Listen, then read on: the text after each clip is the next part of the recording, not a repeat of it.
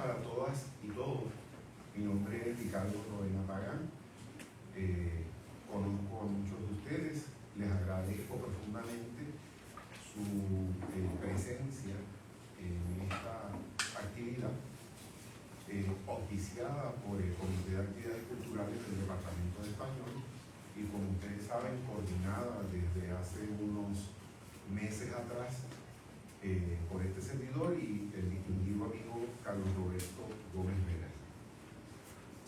Esto es una actividad enmarcada en gran medida en los cursos que ofrezco en el departamento, particularmente el curso de ESPA 3202, pero también, y más importante aún, se enmarca en la conmemoración de los 30 años de dedicación ininterrumpida por este caballero que ustedes ven aquí, Carlos Roberto Gómez Velas, que es el director de la editorial Isla Negra Editores. Recientemente el Departamento de Español le dedicó una actividad muy llamativa, por cierto, y nosotros, ustedes y yo, queremos endosar también ese reconocimiento. Así que ese es el contexto de la actividad para nosotros. Carlos Roberto Gómez Vera nació en República Dominicana ya para el 1964 y muy joven en su desarrollo se traslada a San Juan, Puerto Rico, y desde entonces ha convivido, ha hecho su vida de adulto, ¿verdad?, en un transitar que lo ha llevado de República Dominicana a Puerto Rico y viceversa.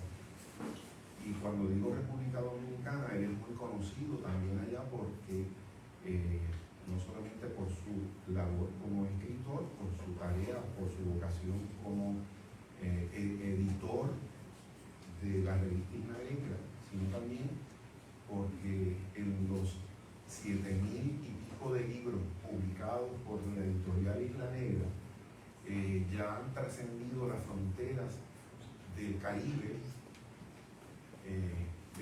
insular, del Caribe atlántico y del Caribe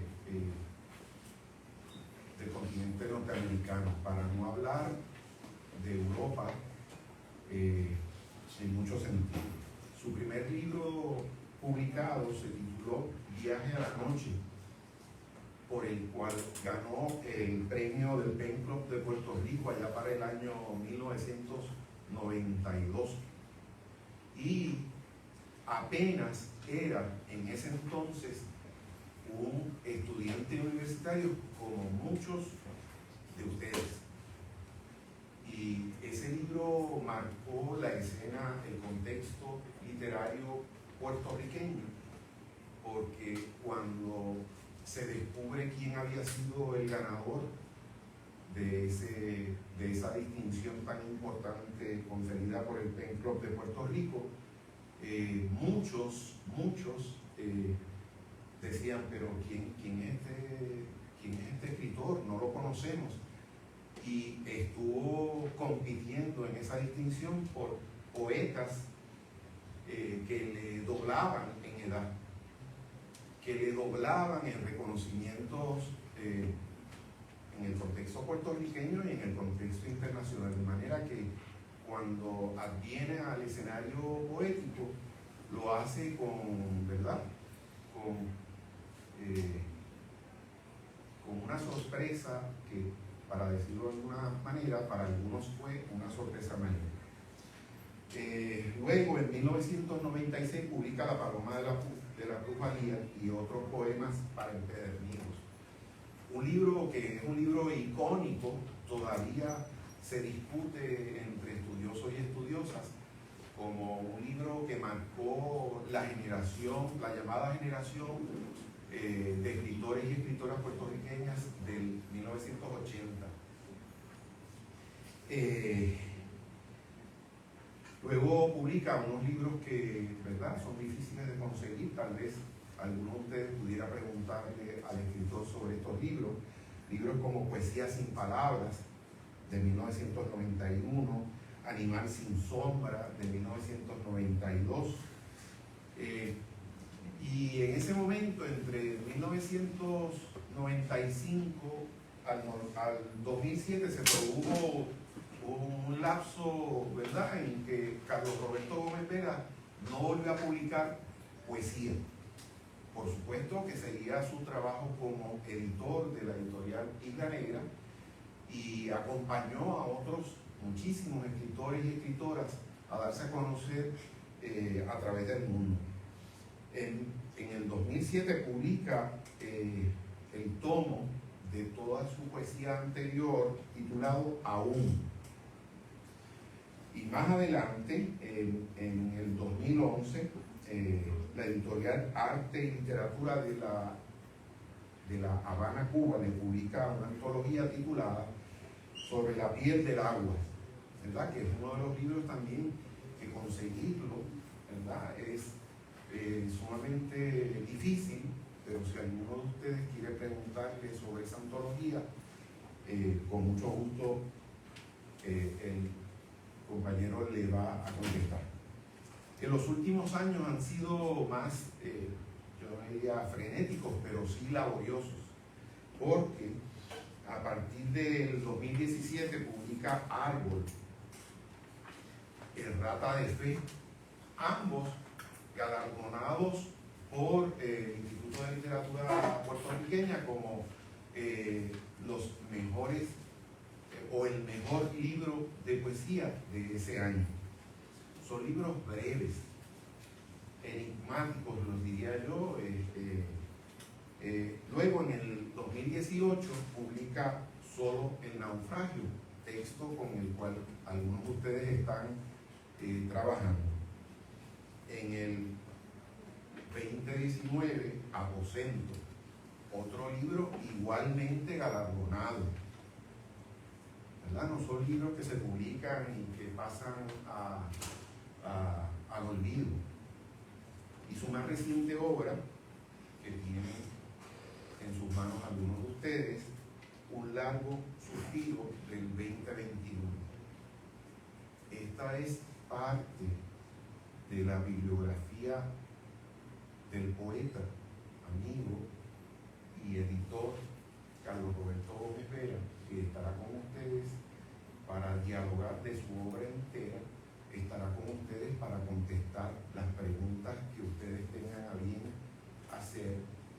Y no quiero terminar esta presentación sin darle las gracias a aquellos estudiantes que se conectan a través de Facebook Live a esta actividad, porque naturalmente ustedes saben que esa opción está disponible, ¿verdad? Y así que quiero agradecer esa participación por medios electrónicos. Así que sin más, dejo con ustedes a Carlos Roberto Gómez Vera para hablarnos de su trayectoria poética completa.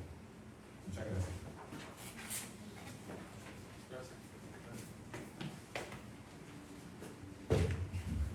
Hola, gracias a todos por estar acá y a los colegas y amigos que nos siguen desde el Facebook del Departamento de Español. Esto es una actividad con la que entiendo que se culminan las actividades del Departamento de Español para este semestre, que ha sido un semestre muy activo.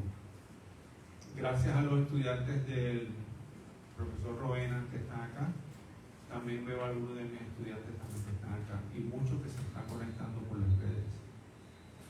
Ricardo me ha pedido que hable un poco sobre mi obra poética total, y lo que voy a hacer es, para darle espacio a que los que tengan preguntas puedan hacer preguntas, que realmente eso es lo más importante de hoy, que usted haga alguna pregunta o algún comentario y yo pueda tratar de dialogar sobre ese comentario. Voy a ir sobre cada libro, ¿qué les parece? Voy a ir sobre cada libro explicando qué pasó en cada libro y al final voy a ser breve para que usted pueda hacer preguntas. El primer libro que yo publiqué, que no está aquí, se llama Viaje a la Noche. Y no está ahí porque está contenido en ese libro que se llama Aún. En Aún hay 4 libros, que son los primeros 4 libros que yo escribí. El primer libro que yo publiqué, que lo publiqué como un libro, fue Viaje a la Noche, con lo que Ricardo ya ha dicho. Tuve la suerte de ganarme un premio muy importante aquí en Puerto Rico. Después de eso yo escribí 3 libros más en 3 años más, consecutivos. O sea que durante 4 años yo escribí 4 libros. El primero fue Viaje a la Noche. Después escribí 3 libros que se llaman así: La Paloma de la Plusvalía, Poesía sin Palabras y Animal de Sombras. Esos 3 libros yo los escribí, pero tomé una decisión que al día de hoy pienso que no fue la correcta, porque a veces los escritores nos equivocamos.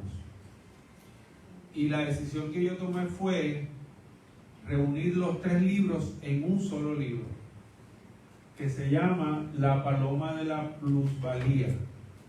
Por eso es que Ricardo dice que los otros libros no se encuentran, porque nunca fueron publicados de manera individual.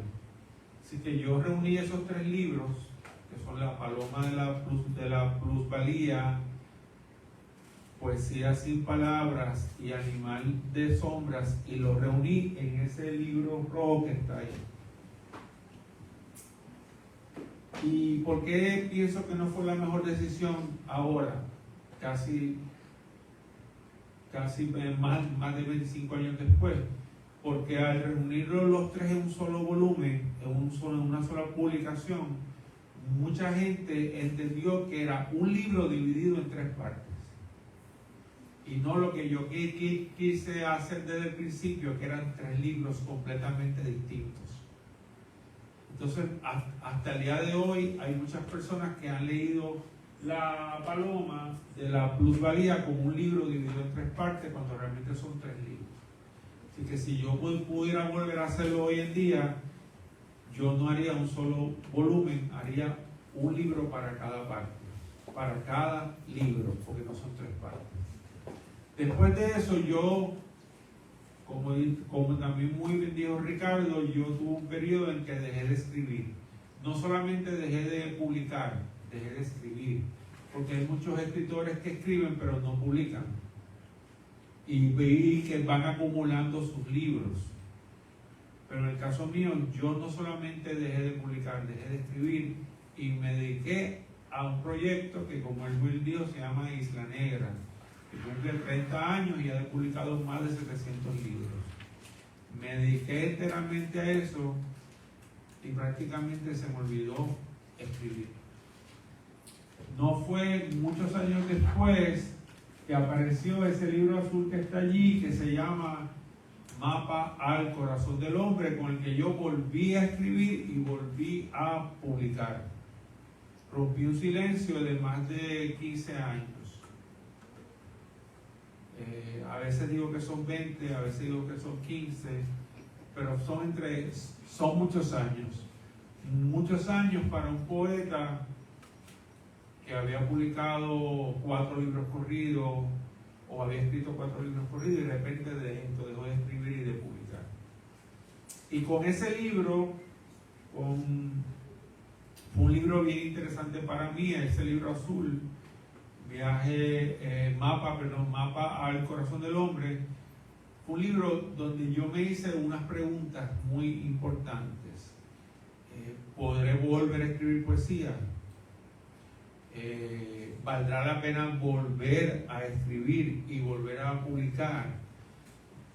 Todas esas preguntas, todas esas dudas, pues me vinieron a la mente.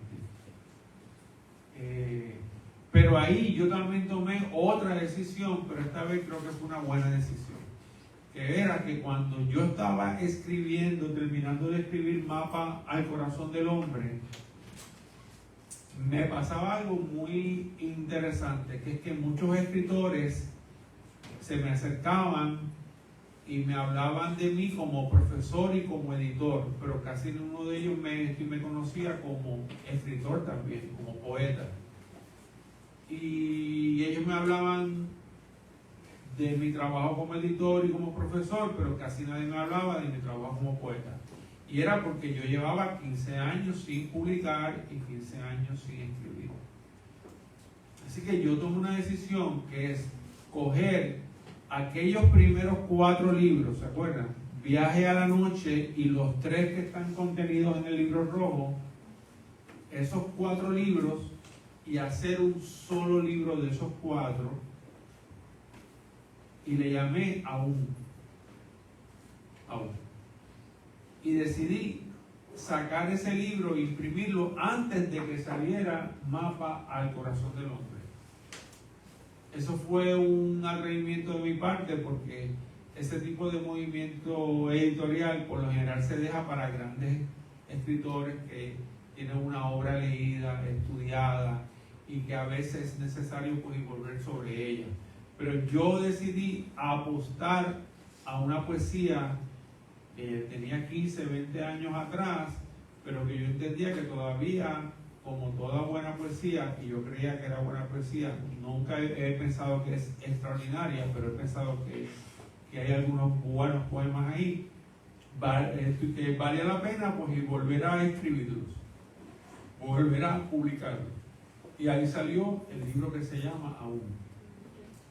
Eso fue una muy buena decisión, porque cuando Aún salió, mucha gente volvió a ver mi poesía de 15, 20 años atrás como si fuera poesía fresca, nueva, y me quitó un poco de la presión de estar 15 años sin publicar y sin escribir. Entonces ahí surgió Mapa al Corazón del Hombre, que me permitió pues volver al trabajo de la poesía, al trabajo de la publicación, con un poco menos de presión. Y desde ese momento no he parado de escribir. He seguido escribiendo, y lo que he hecho durante todos estos años es no solamente escribir y publicar un libro, sino escribir para próximos años. Les doy un ejemplo. Yo ahora mismo acabo de publicar un libro que se llama Inventario. No ha llegado a Puerto Rico porque se presentó o se planeó para la Feria del Libro de la República Dominicana, pero ese sería el libro para el 2022, Inventario. Pero ya yo estoy trabajando en 3 libros más. Uno para el 23, para el 24 y uno para el 25. O sea que desde ese momento yo he estado siempre escribiendo libros hacia el futuro. Así que yo escribo un poema y digo, ese poema va para tal libro, y entonces lo asigno a tal libro, y que voy proyectando los libros. Después de eso, Mapa al Corazón del Hombre es un libro que, como dice el nombre, intenta hacer un mapa de mi vida como poeta. Y cuando hablo de un mapa, hablo de ciudades, países, espacios distintos, espacios íntimos, espacios públicos, y un libro donde yo un poco intento decir todo lo que yo había hecho todos esos años en que no había estado escribiendo. Después decido escribir un libro que se llama Rata de Fe, que es un libro que yo le dedico a un tema que mucha gente no le gusta hablar, que es el tema del error. ¿Qué pasa cuando nos equivocamos? Mucha gente le tiene miedo a equivocarse, a fallar. Y yo me di cuenta que el error es un elemento de la vida que está con nosotros todos los días, a toda hora, y que realmente la única forma de vivir es viviendo, y vivir significa equivocarse. Así que yo le dedico un libro completo a eso, a qué pasa cuando nos equivocamos. y al hecho de que a veces equivocarnos es una manera de volver a comenzar. Es una nueva oportunidad, una puerta que se abre. Así que el error, la equivocación, no es un final, sino muchas veces es un comienzo. Después decidí escribir un libro que se llama Solo el naufragio, porque a mí siempre me ha fascinado el tema del naufragio, porque vivimos en una isla, vivimos en islas. Para poder salir de aquí tenemos que cruzar sobre mares.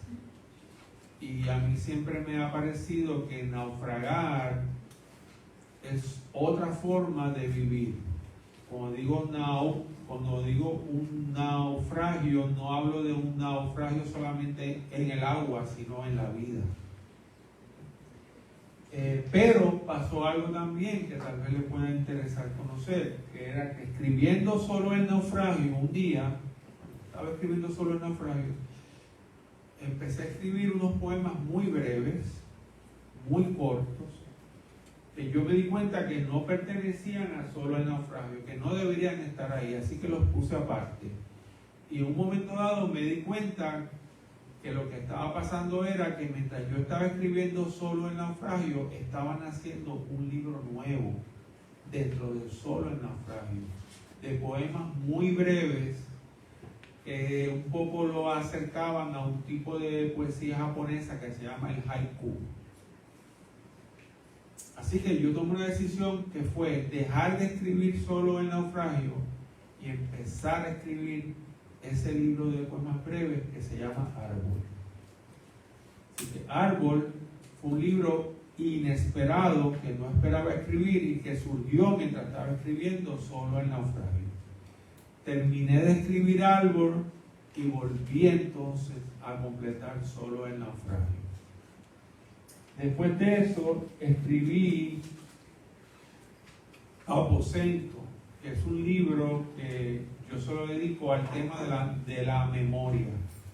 Aposento es un libro sobre la memoria, sobre el recuerdo, cómo nosotros podemos vivir con el recuerdo y cómo el recuerdo nos ayuda a cerrar puertas y a abrir puertas.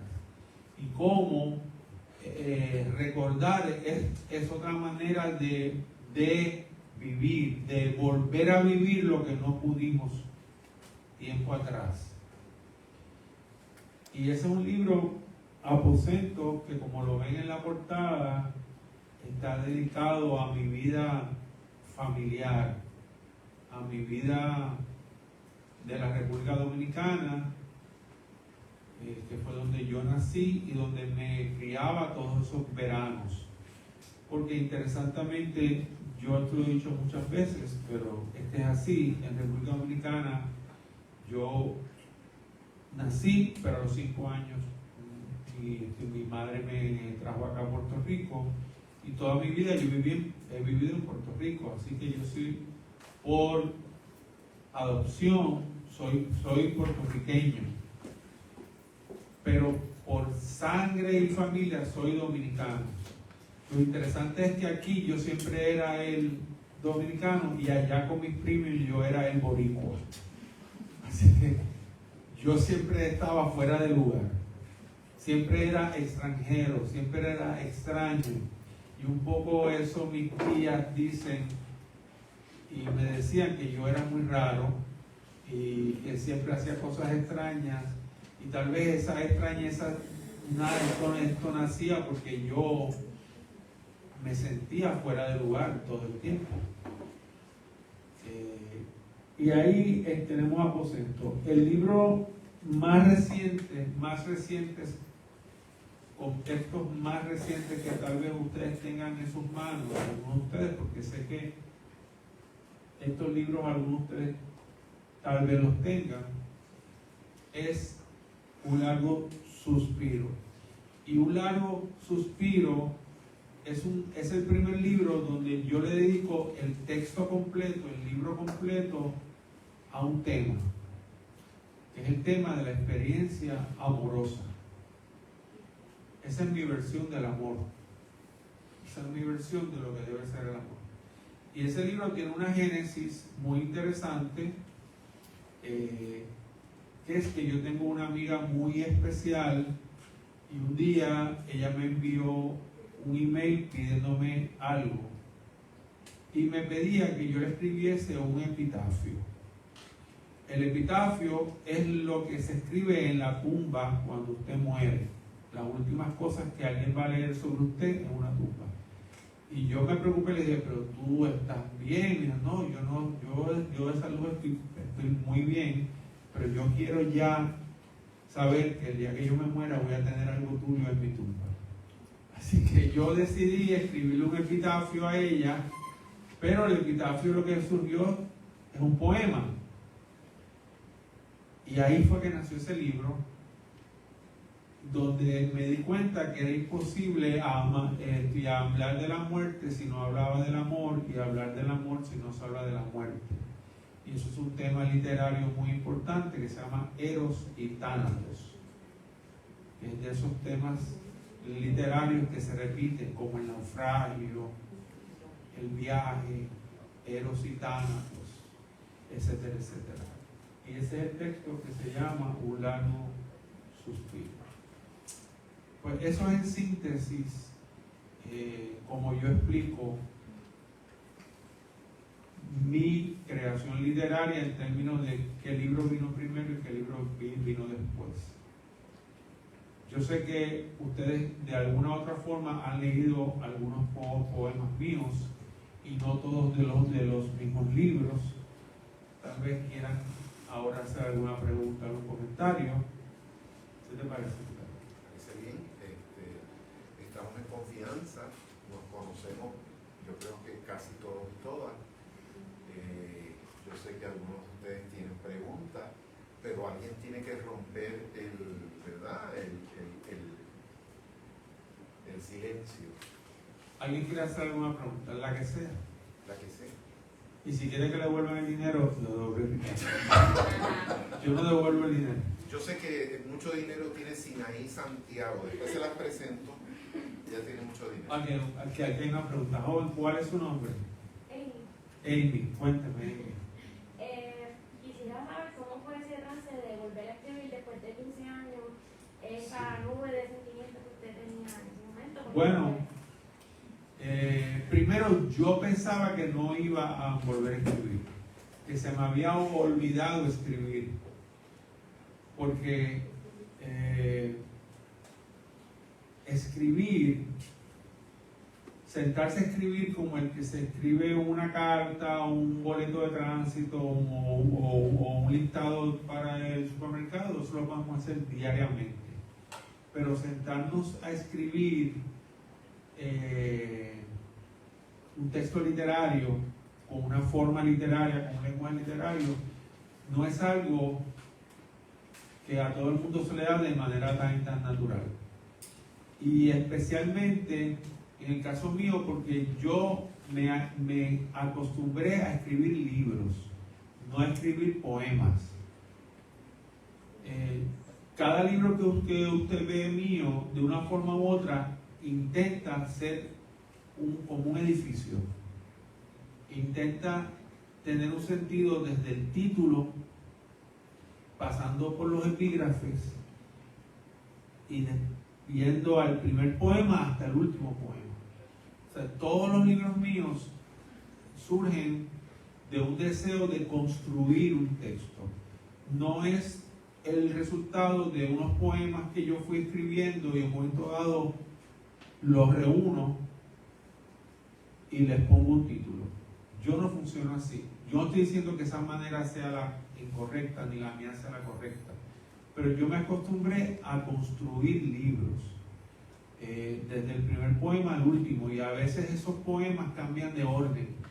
Lo veo y digo, este poema no debe estar en el medio, esto debe ir al final, esto debe ir al principio, porque yo pienso que todo libro, incluyendo el libro de poesía, cuenta algo, y para contar algo usted tiene que empezar por el principio y terminar por el final, aunque el principio sea el final y el final sea el principio, ¿verdad? En ese sentido. Fue un proceso muy extraño para mí. Fue como volver a nacer, como que volver a empezar a ir a caminar. Y me acuerdo que el primer texto que yo escribí, que luego fue parte de Mapa al Corazón del Hombre, fue un poema que escribí para una amiga que tenía una amiga que iba a hacer una exposición de arte, y dentro del catálogo yo escribí un poema para ese catálogo de las obras. Y cuando escribí ese poema me di cuenta de que todavía tenía algo que decir y que necesitaba decirlo, porque eso es otra cosa bien importante también. Usted sabe que tiene que volver a escribir cuando necesita volver a escribir, y se da cuenta de que si no escribe, usted muere. Entonces hay una necesidad de volver a escribir. Así que fue muy interesante, muy intenso. Por eso es que he decidido no parar de escribir y de seguir escribiendo. Gracias por la pregunta. ¿Alguien más? Ajá, aquí. ¿Cuál es su nombre? Sinaí. Sinaí, cuéntame. En el libro sobre naufragios estoy Ajá. haciendo una breve reseña del poema Coincidir, es cortito. ¿Usted quiere leerlo? No, bueno, no sé si te quiere leerlo. No, léalo usted. Inauguramos los párpados. El corazón gasta imponentemente sus latidos. El alma frenética levanta el muro contra la partida. Empedernidos buscamos coincidir, como ríos profanos bajo un puente. Saliva, llanto, sudor y esperma. Somos todo lo que con alegría muere, somos todo lo que sin saberlo permanece. Muy bien. Cuénteme entonces, ¿cuál es su duda, su pregunta? Mi pregunta sería si este texto, este poema, representa alguna continuación o una ruptura con la obra anterior de usted. Bueno, pues le digo lo siguiente. Hay una estudiante de este recinto que luego de graduarse de acá, mientras estuvo en el recinto, formó parte del círculo literario. Y luego que se graduó, decidió hacer su maestría y su doctorado. Ella está dando clase ahora en nuestro departamento. Y una de sus investigaciones es sobre mi poesía. Entonces ella dice, esta colega del departamento que está haciendo su doctorado y que ha investigado sobre mi poesía, entre las teorías que ella tiene es que realmente yo estoy escribiendo un poema, un solo poema. O sea, porque ella dice que cuando ella lee un libro mío encuentra en un poema mío imágenes y pedazos de otros poemas de 15 o 20 años atrás. Y es cierto, sí. En ese sentido, yo lo que me he dado cuenta que consciente o inconscientemente yo reciclo mi poesía. Hay escritores que reciclan la poesía de otros escritores a través de un proceso que se llama la intertextualidad. Yo leo un poeta, me gusta esa imagen y yo la uso, la mastico, la diluyo y la convierto en una imagen mía. Yo también eso lo hago, pero me he dado cuenta de que yo también a veces me reciclo yo mismo. Así que no me extrañaría que en ese poema Coincidir hay imágenes, versos o ritmos que pertenezcan a otros poemas de otros libros de muchos años atrás. Eso sí, eso es muy cierto y es muy buena observación. ¿Alguien más? ¿Sin miedo? Alguien, ella tiene. Yo tengo una pregunta. Ajá. ¿Cuál es su nombre? Amy. Amy. Si usted tiene la misma. Le quería preguntar que una observación, ¿verdad? Porque cada poema que usted escribe, la primera cada palabra o estrofa, o sea, lo primero es en mayúscula. ¿Eso es porque tiene que ser así o...? No, pero eso es en el libro que usted tiene. Ah, sí. Pero no necesariamente en los otros libros. Cuando usted escribe un libro, es un proceso, y cuando usted lo publica es otro proceso. El que escribe es el escritor y el que publica es el autor. El autor mío, yo como autor, estoy contaminado por una persona que se llama el editor, que es el que construye el libro, el que le asigna un color, un tamaño, un tipo de letra, esas cosas, esas chulerías visuales normalmente las hace el editor. Pues, en el caso mío, el editor en mí a veces quiere hacer que los libros tengan sus personalidades. Por ejemplo, si usted toma Rata de Fe y lo compara con Árbol es un libro cuadrado y el Rata de Fe es un libro vertical hacia arriba y el otro es cuadrado. Hay libros a los que yo le hago camisas. Camisas es que está el libro y por la parte de afuera usted tiene uno ahí, ¿verdad? Aposento tiene una camisa. Muéstrala para que los colegas la vean, ¿verdad? Tiene lo que se llama un jacket o una camisa.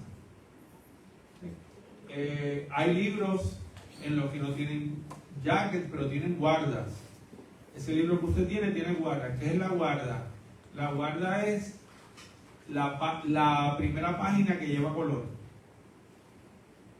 Tiene un color. ¿Vale? Tiene un color. Y ese color es intencional. Hay un color ahí puesto intencionalmente. Así que hay libros en que llevan esos detalles. Y hay poemas, hay libros donde los poemas comienzan con mayúsculas sólidas y hay otros que no. Eso depende de cada libro. Es un intento mío de darle a cada libro una personalidad que sea un poco distinto. A veces el tamaño, a veces las guardas, a veces las camisas, etcétera, etcétera. ¿Alguien más? Allá, muy bien. ¿Cuál es su nombre? Muy bien, dígame, querido. Me gustaría saber, porque es la primera parte de Un largo suspiro, o sea, la parte que tiene 15 poemas. Los poemas que están por el frente y por detrás de la página, la parte del epitafio, tienen título y solamente están en una parte. Claro, porque le voy a contar algo. De ese libro,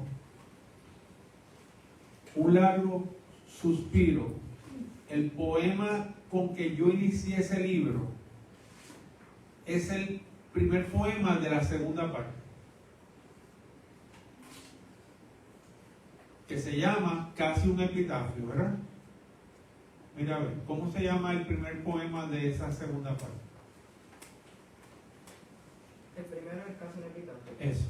El segundo es... Casi un epitafio fue el poema que yo le dediqué a esa amiga que me lo pidió.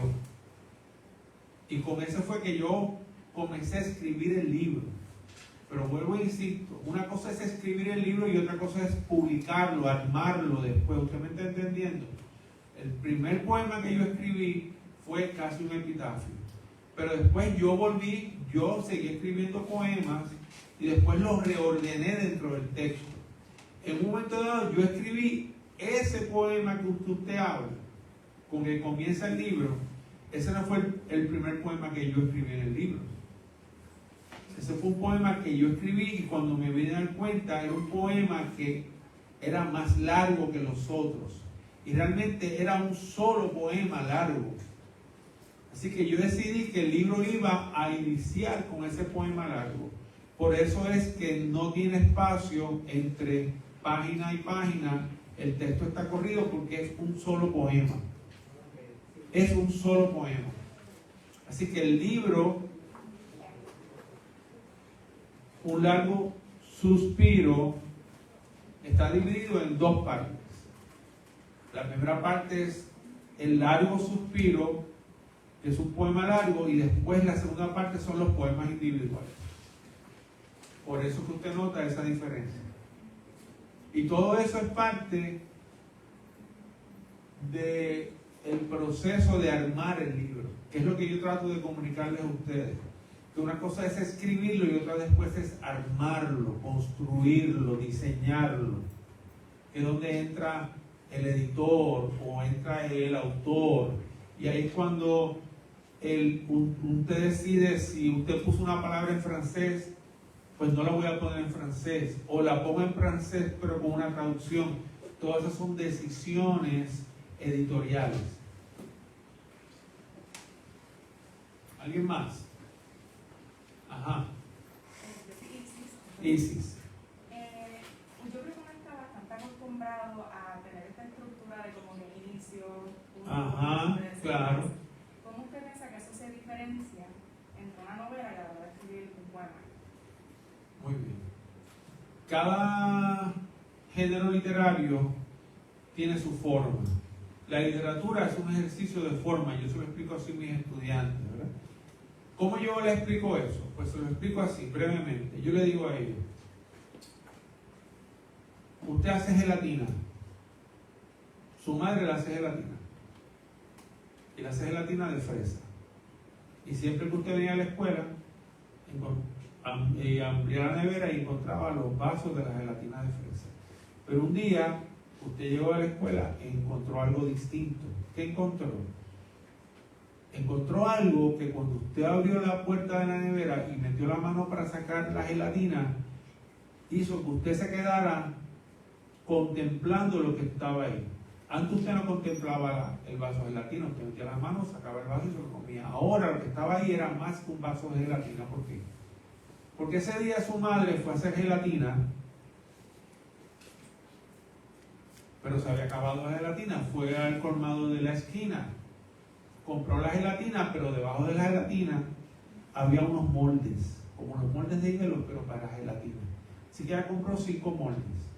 ¿Y qué hizo? Calentó el agua, ¿se acuerdan?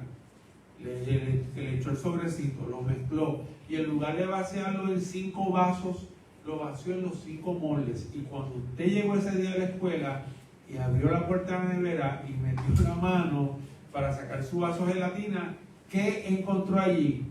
Una estrella de fresa, un león de fresa, un unicornio de fresa, una luna de fresa, una jirafa de fresa. Usted encontró que su madre le había dado una forma a esa gelatina. Y al darle una forma ya está produciendo lo que se llama un placer estético distinto. Así que no es lo mismo el placer de leer una novela que el placer de leer el cuento, una obra de teatro, el ensayo. Cada obra, cada texto, cada género literario me da una experiencia de lectura distinta porque es una forma distinta. Así que eso que usted me está hablando, ¿verdad?, que inicia, se desarrolla y culmina, eso puedo encontrarlo en un género, pero no necesariamente lo puedo encontrar en otro. En el caso de la poesía, el libro de la poesía, de un poemario, en el caso mío, los poemarios, para mí, la poesía tiene una experiencia distinta porque es una experiencia de siempre que parte de una confesión. Porque la poesía intenta comunicar algo que usted normalmente no quiere comunicar, o no sabe cómo la va a comunicar, o no sé si se atreve a comunicarla. Así que la poesía siempre parte de algún elemento confesional. Eso no significa que la poesía siempre es confesional, sino que parte del deseo de decir algo que normalmente lo guardamos para nosotros. Contrario al ensayo, donde yo claramente quiero comunicar una idea y quiero que usted conozca esa idea y usted esté de acuerdo o no esté de acuerdo con esa idea. En la poesía yo parto de una experiencia más íntima. Y esa intimidad me lleva a que el texto poético se abra. Se abra. Entonces, aquí es donde yo le explico esto a los estudiantes. El poeta, cuando escribe un texto poético, no siempre, pero en el caso mío, es como si fuera un striptease. ¿Verdad? Usted sabe lo que es un striptease. Hay una persona que se para frente a usted y se quita la ropa. Pero el arte del striptease no es quitarse la ropa. Es cómo se la quita, cuándo se la quita, qué se quita y qué no se quita. O sea, qué muestra y qué no muestra.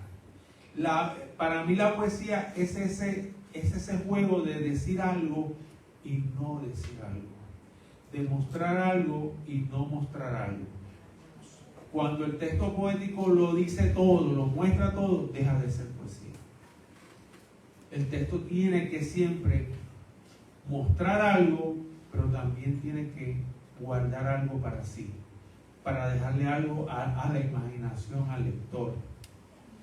Así que hay un ejercicio de seducción, y eso también implica que usted tiene que ir como poeta, tiene que encontrar los instrumentos.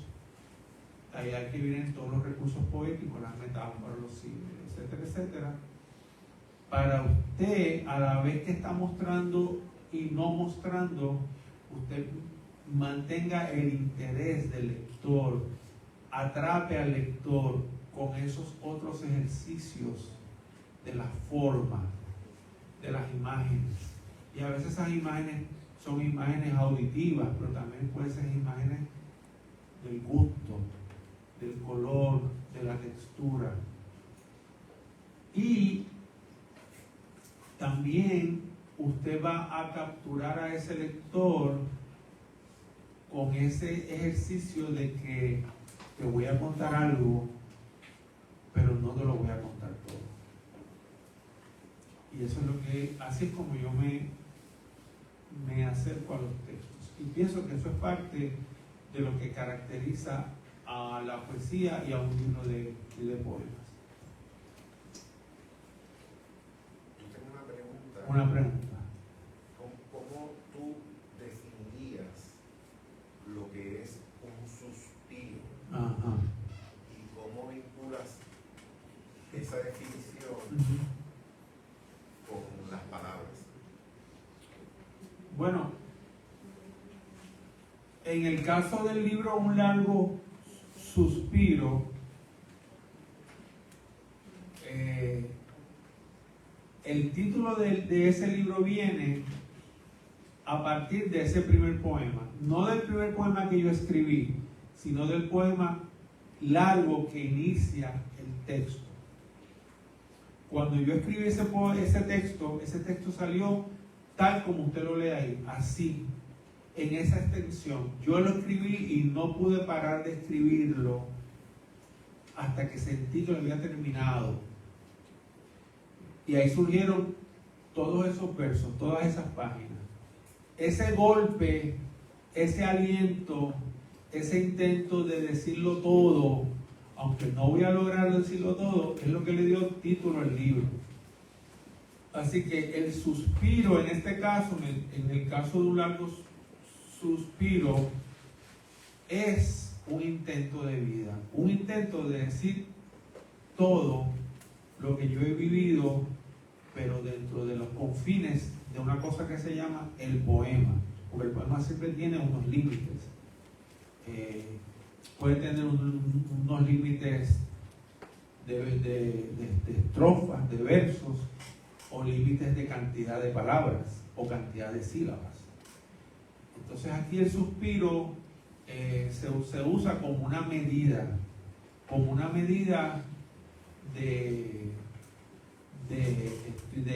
de comunicación. Lo que yo puedo decir es un suspiro, todo lo que cabe es un suspiro. Eso es lo que yo intenté comunicar con ese título y con ese primer poema que inicia el libro.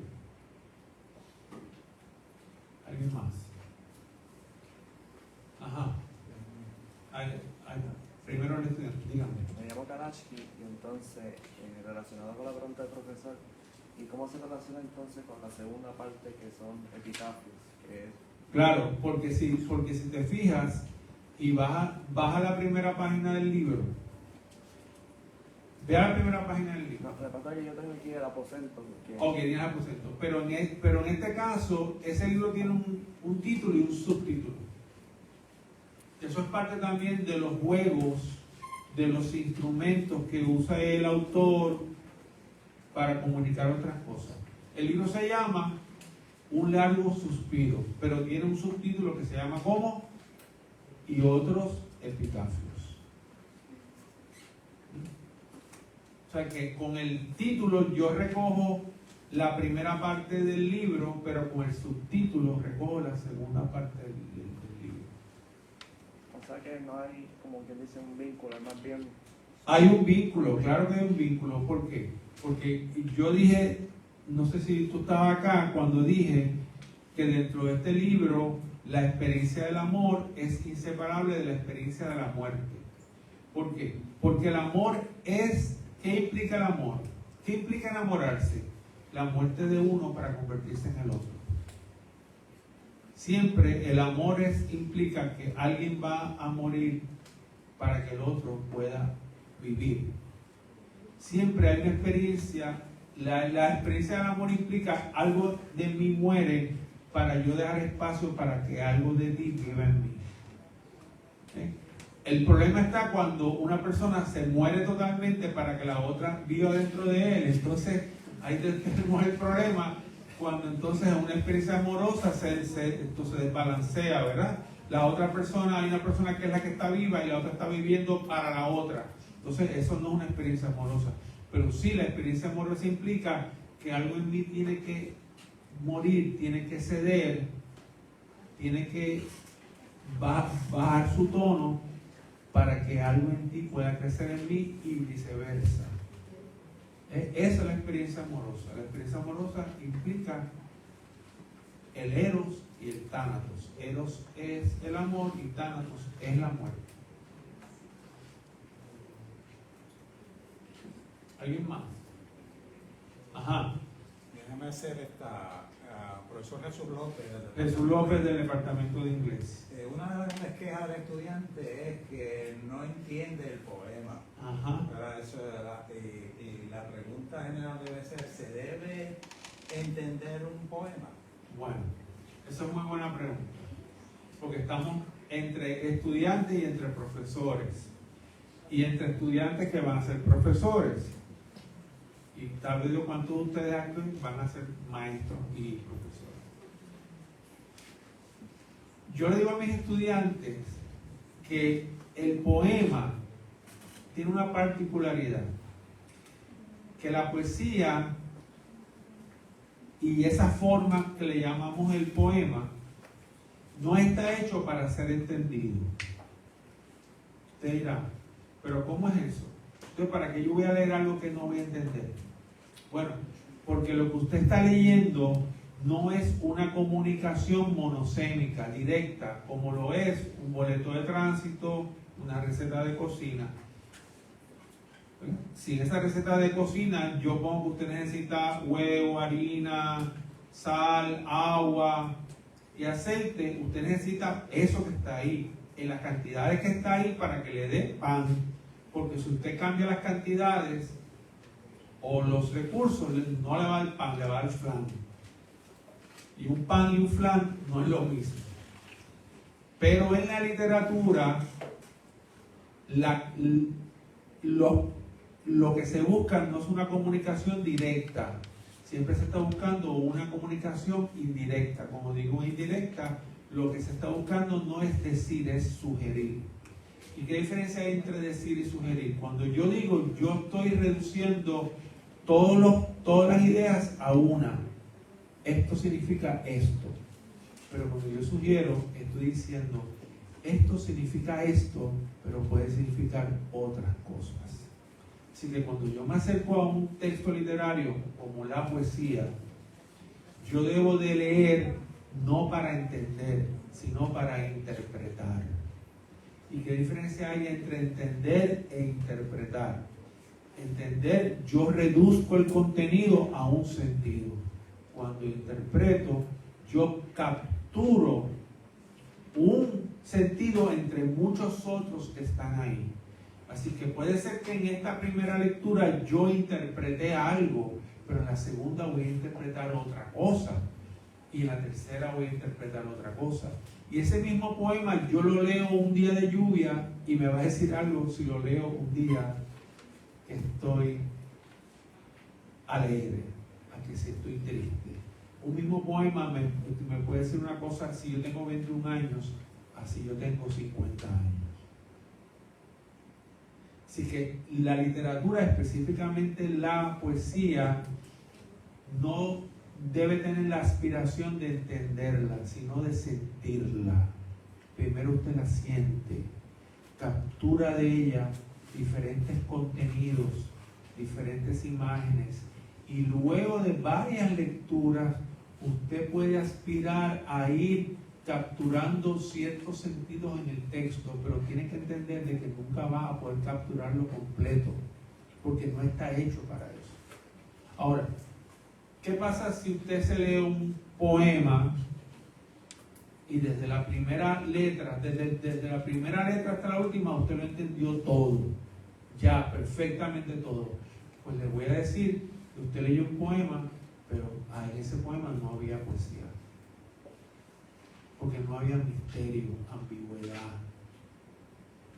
Entonces, puede haber poemas, puede haber estrofas, puede haber versos, puede haber métrica, pero dentro de eso no está la ambigüedad, la posibilidad de entender más de una cosa. Por eso es que a mí no me gusta nunca contestar preguntas que digan, ¿y qué usted quiso decir en estos poemas? A mí no me gusta contestar así. Yo prefiero preguntarle, ¿qué usted interpretó? ¿Qué usted interpretó? ¿Sí? Porque puede ser que su interpretación sea distinta a la mía y sean válidas.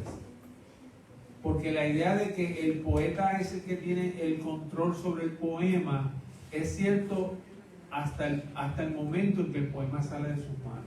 Cuando el poema entra a manos del lector, y el lector tiene una capacidad para interpretar y llegar a sus propias conclusiones.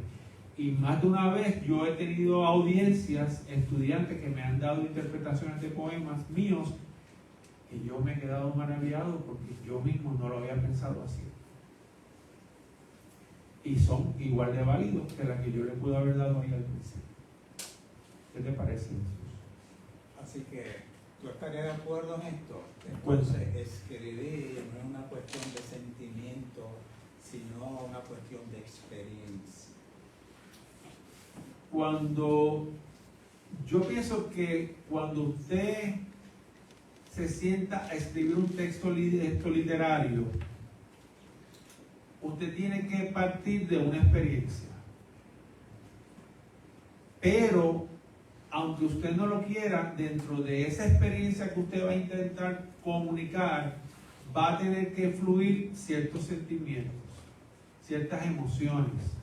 Sí, entonces coinciden las emociones y las experiencias dentro del texto literario. No pienso que hay un predominio de uno sobre el otro, sino que van a coincidir. Pero de entrada, uno solamente puede escribir de lo que ha vivido. Por eso es que la primera labor de un escritor es leer y después vivir. Usted tiene que vivir. ¿Y qué es vivir? El error, naufragar, recordar, intentar hacer un mapa de lo que no existe. Todo eso que está ahí. Estoy allá atrás. Estoy a Londra, me dijo. A Londra, dígame. Hablando ya del tema de recordar y de las memorias, ¿qué le inspiró para escribir el libro de Aposento? Bueno, como dije, si usted se fija, en Aposento lo que hay es una mecedora. Y para mí la mecedora es un símbolo ¿de qué? De la casa. Rara vez usted encuentra una mecedora en una oficina, ¿correcto? O la encuentra en un patio de un parque, o en una oficina de gobierno, ni en una oficina médica. Las mecedoras pertenecen a las casas. Y específicamente en el caso de mío, la mecedora era la mecedora de mi abuela, que era la que podía tener una mecedora. Habían varias, pero mi abuela tenía una mecedora. Y en esa mecedora ella se sentaba a tejer. Y yo me acuerdo que esa figura de mi abuela tejiendo en esa mecedora me da un sentido a mí de origen, de donde yo venía. Y intentando rescatar de la memoria, o sea, de la muerte, del olvido a mi abuela. Entonces, por eso es que el primer poema de ese libro es ese niño que está en el piso intentando aprender a escribir mientras su abuela está sentada en la mecedora tejiendo. ¿De verdad? Así comienza el libro. Así es que comienza Aposento. Ese es el inicio, ese es el origen. Así que eso es un libro sobre el origen. Y para eso, en el caso mío, tuve que recurrir a la memoria, al recuerdo. Pero como también dice un poema dentro del libro, creo que uno de los poemas de esa primera sección dice: entré al pasado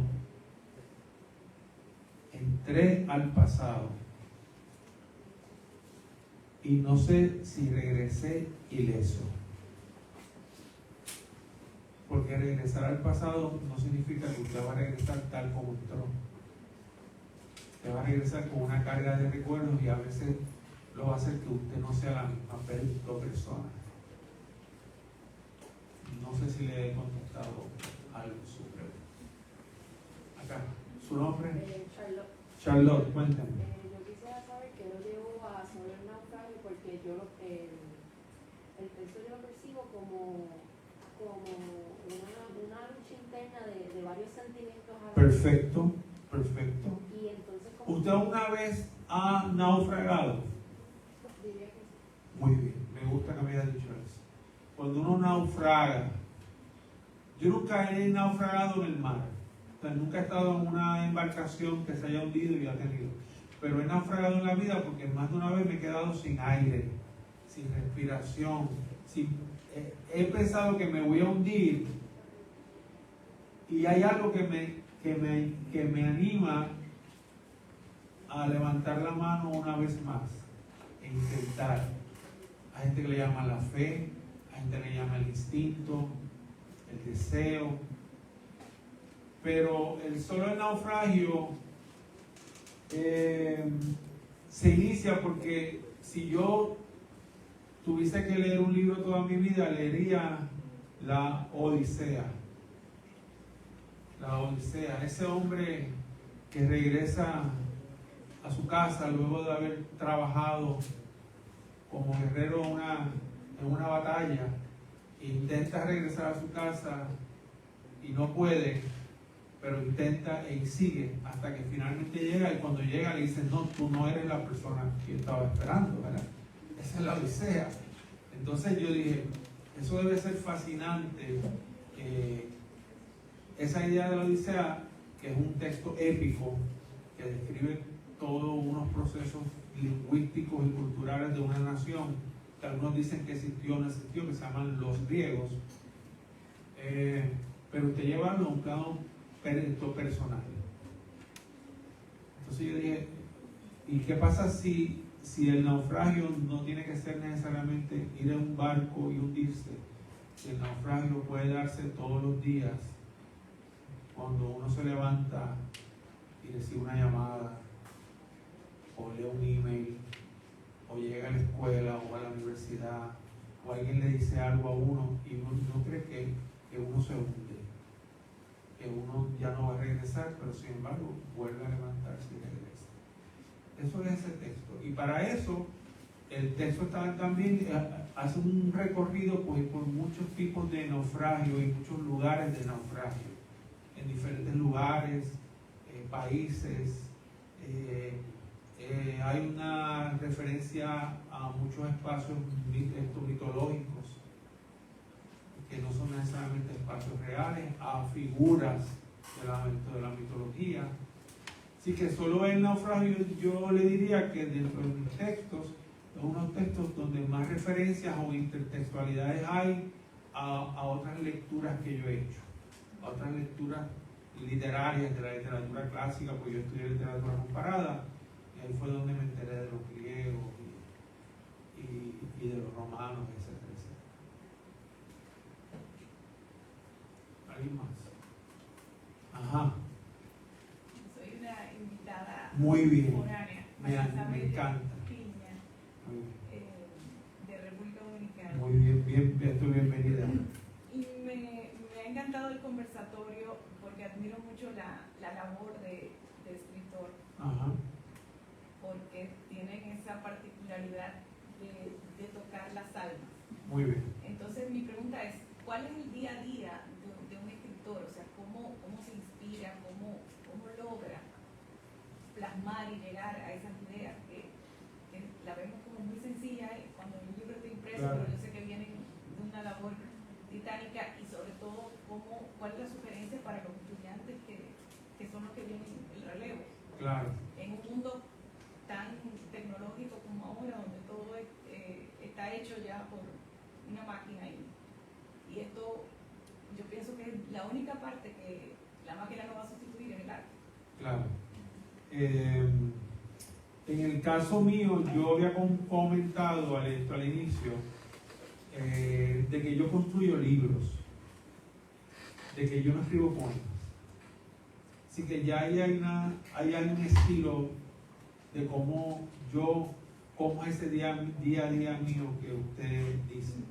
O sea, yo rara vez escribo un poema y después escribo otro y después digo, han pasado 5 años, tengo una gaveta llena de poemas, déjame hacer un libro. No, yo no hago eso. Yo por lo general tengo un título. Por ejemplo, Mapa al corazón del hombre, entre ese libro rojo y el libro azul pasaron casi 15 años. Yo no escribí ni publiqué nada. Pero aunque pasaron 15 años, 5 años antes ya yo tenía ese título que se llama Mapa al corazón del hombre. O sea, yo sabía que el libro se iba a llamar Mapa al corazón del hombre, aunque yo no había escrito ni un poema.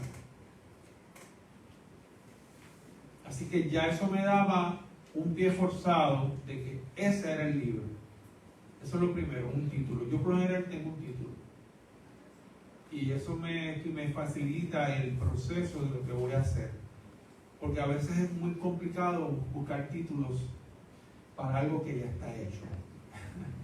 A veces es muy complicado. Ya yo tengo un título, Mapa al corazón del hombre. Entonces yo comienzo a escribir porque yo tengo ya una propuesta al lector que es un mapa. Yo tengo que hacer un mapa. Y ese mapa tiene que conducir al corazón. Así que yo tengo dos cosas completamente opuestas. El corazón que está dentro y el mapa que está afuera.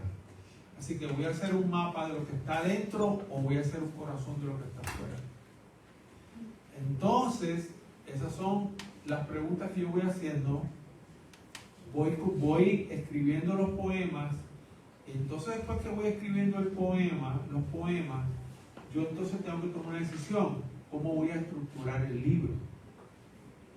Yo voy a hacer un edificio. Sí, pero ¿y qué va a ir en el primer piso? ¿Y qué va a ir en el segundo? ¿Y qué va a ir en la azotea? ¿Las escaleras van a estar por fuera o por dentro? ¿Las ventanas van a ser de cristal o van a ser de madera? Todas esas preguntas yo me las hago por el forma de un libro. Por eso yo me acostumbré a escribir libros, no escribir poemas. Ahora, ¿cómo surge el poema? Ya he dicho cómo surge el libro, ¿verdad? Ahora, ¿cómo surge el poema? El poema puede surgir de cualquier cosa. A mí me ha pasado que yo estoy hablando de los chats y la tecnología, ¿verdad? Que yo estoy intercambiando mensajes con alguien a través de un chat o a través de WhatsApp o de Messenger. Y cuando yo termino ese intercambio me doy cuenta que en ese intercambio, en esas oraciones hay un poema. Aquí hay un poema. Déjame llevármelo, déjame construirlo. y lo uso. Lo que pasa es que yo vivo sumergido dentro de la poesía, no sumergido en el poema. Yo vivo mi vida dentro de la poesía. Todo lo que yo huelo, toco, pienso y siento es poesía. Las 24 horas de mi vida. Entonces, no digo el poema. No es que estoy todos los días leyendo poesía, poemas. No es eso. Es que yo me rodeo de eso y huelo eso y siento eso en lo que yo miro, como yo miro esa realidad. Y eso, ¿quién me lo enseñó? Mi madre. Porque ella era poeta, pero dejó de escribir. Y estuvo 20 años sin escribir. Y se olvidó que había sido poeta. Pero ahora, después de eso, yo me di cuenta que toda su vida estaba arropada por ese manto invisible de la poesía. Que es que la belleza, la sensibilidad, la pasión. Eso es. No sé si tiene esto energía para más.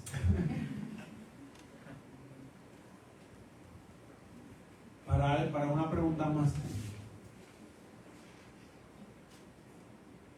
Mire, yo voy a decirles algo. Este señor que está aquí es un amigo de muchos años. Cuando yo llegué aquí, pues él me recibió. Él se va a ir antes que yo.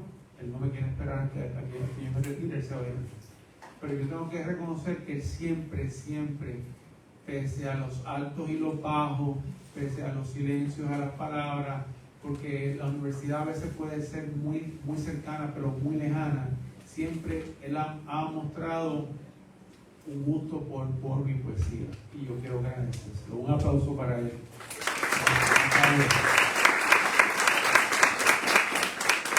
Y quiero agradecer porque siempre ha distinguido mi trabajo con poetas.